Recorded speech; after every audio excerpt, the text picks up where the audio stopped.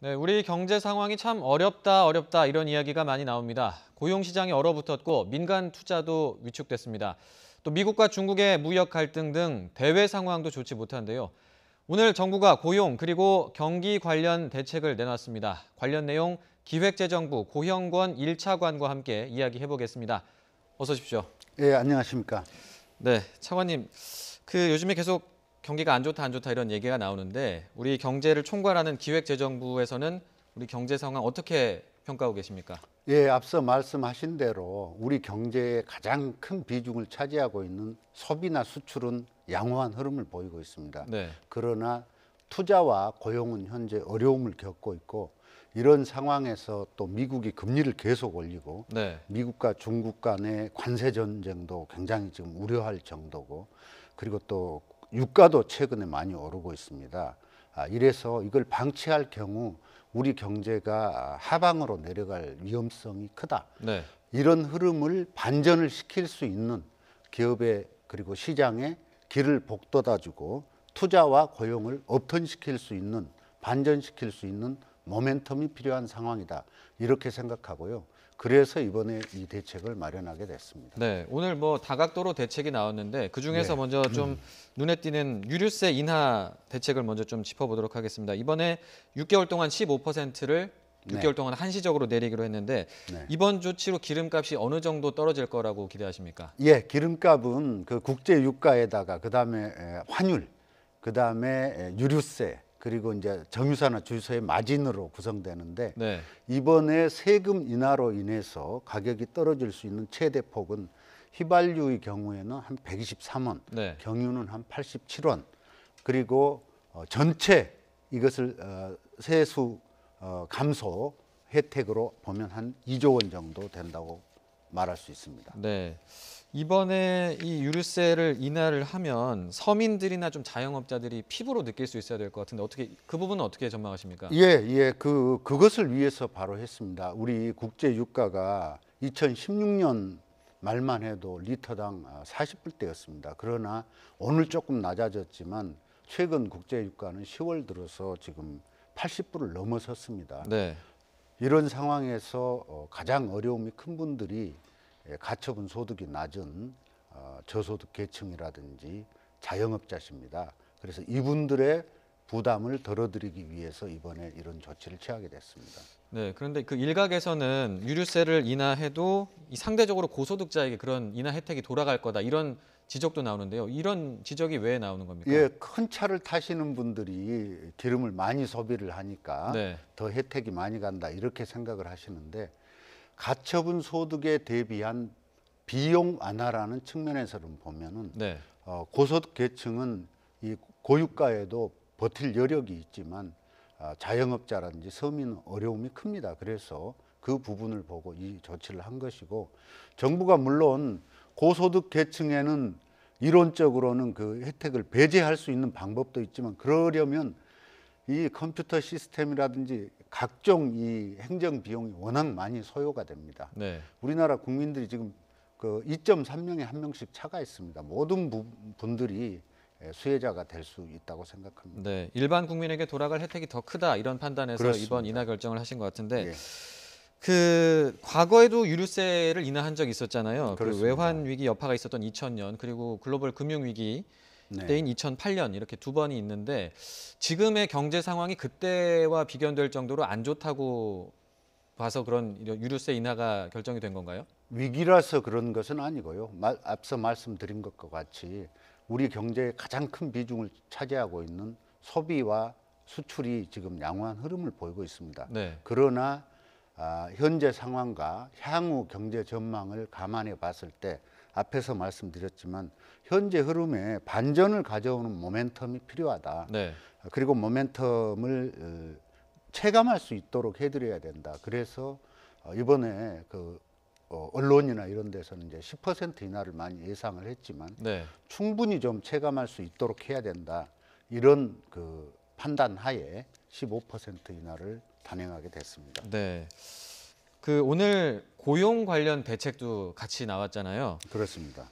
그 최근에 뭐 고용 참사다 뭐 이런 이야기가 나올 정도로 지금 상황이 좋지 않은데 그 오늘 공공부문에서 만들기로 한 일자리가 5만 9천 개죠. 근데 네, 이게 그렇습니다. 어떤 일자리인지 좀 소개를 해주시죠. 네, 이 일자리는 이제 왜 하게 됐냐면은 지금 아시다시피 저는 참사라는 표현까지는 좀 지나치다고 생각하고요. 네. 우리 취업자 증가하는 폭이 많이 줄어들었습니다. 그래서 이 그 고용 시장이 좀 어려움이 있는데 특히 겨울철이 오면 취업자 숫자가 좀 그 다른 달에 비해서 줄어듭니다. 네. 그래서 정부가 지금 연말에 불용 예산되는 예산이라든지 그다음에 수요는 있는데 그 땡겨서 추진을 할 수 있는 사업들이 있는 경우에 네. 예산을 돌려서 집행을 함으로써 취업에 애로를 겪는 분들에게 맞춤형으로 일자리를 좀 제공하자 해서 주로 그 소외 계층이 되실 분들은 실직자라든지 또 취업을 준비하고 있는 청년이라든지 네. 그다음에 특히 이 통영, 군산 이런 지역처럼 자동차나 조선 산업의 위기, 산업 위기 또는 고용 위기 지역에 계신 어르신들 이런 분들을 대상으로 해서 정부에서 동원 가능한 일자리를 만들었고요.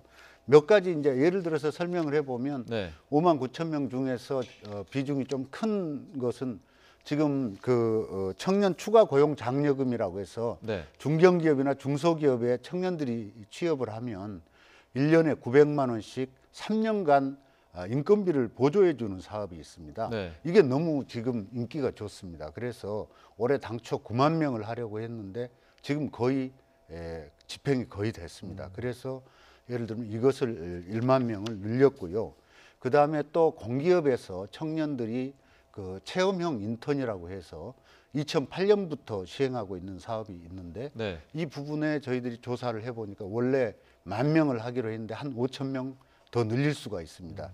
그래서 이 부분을 늘렸고 또 저희 기획재정부에서 이제 경제부총리가 아까 말씀드린 9개 고용 산업 위기 지역이 있습니다. 네. 주로 이제 남해안 쪽인데요. 거기 지자체장분들을 직접 모셔서 더 일자리를 그 지역에서 만들 수 있는 부분이 어떤 부분이 있겠느냐 의견을 수렴을 해서 그쪽에 특화된 일자리를 또 한 11,000개 정도 만들었습니다. 네. 차관님 그 일자리와 관련해서 일자리의 숫자도 물론 중요하지만 또 이게 어떤 일자리냐도 중요하잖아요. 근데 네, 이번에 만들어지는 새 일자리가 좀 단기 일자리, 뭐 맞습니다. 단순 노동 위주의 일자리가 아니냐 이런 좀 지적도 있는 것 같거든요. 맞습니다. 그 정부의 일자리 정책은 99%는 항구적인 일자리, 특히 또 민간에서 기업이 투자를 해서 나오는 일자리 네. 이런 것을 추구합니다. 그러나 현재와 같이 고용이 어려운 때는 특히 취약계층에 해당하는 분들에게 대해서 한시적인 일자리라도 좀 해드리는 게 필요하다. 이래서 추진을 한 것이고요. 네. 일부 언론에서 또 그리고 국회에서도 그 무슨 풀뽑기 같은 이런 일자리도 있다 했는데 이것은 어디서 나왔냐면 저희 기획재정부가 모든 공기업을 대상으로 기관에서 더 늘릴 수 있는 일자리가 어떤 유형이 있는지 다 좀 그 살펴봐서 제출을 해달라 했는데 네. 그 중에 그런 일자리들도 있었습니다. 저희들이 스크린을 해서 그런 일자리는 빼고 꼭 그래도 도움이 되고 필요한 사업 위주로 고른 것이라는 말씀을 드립니다. 이 검토 과정에서 가능한 유형들을 다 이렇게 취합하다 보니까 그런 얘기가 나왔다는 그렇습니다. 말씀이신 거죠? 네. 수요 조사를 해본 거죠. 알겠습니다.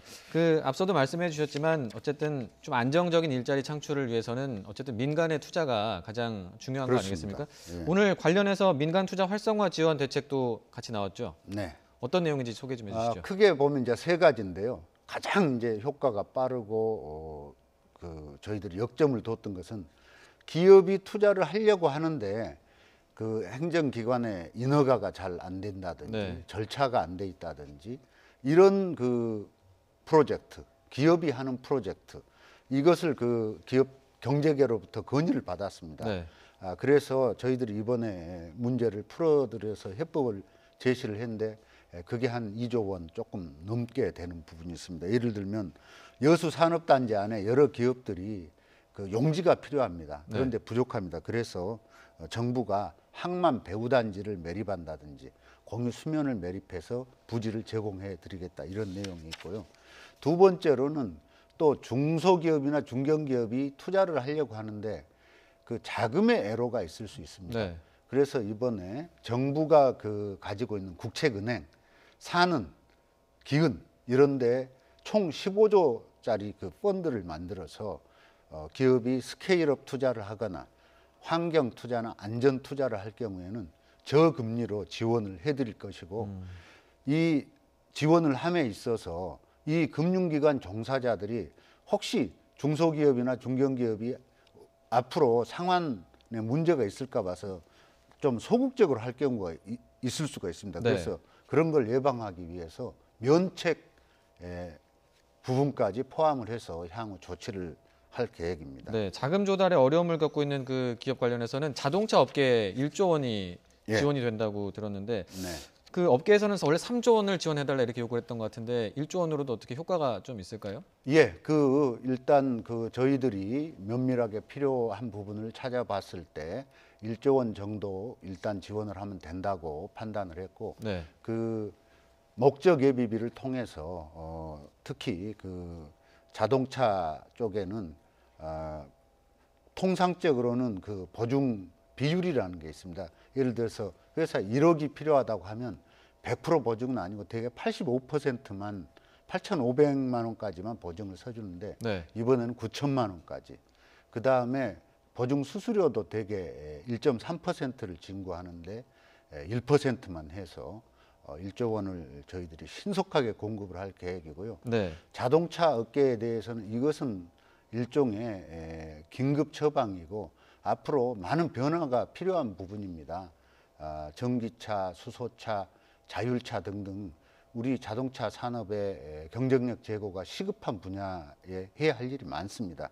이것은 연말까지 저희들이 종합적인 그 로드맵을 만들어서 착실히 추진을 해 나갈 계획입니다.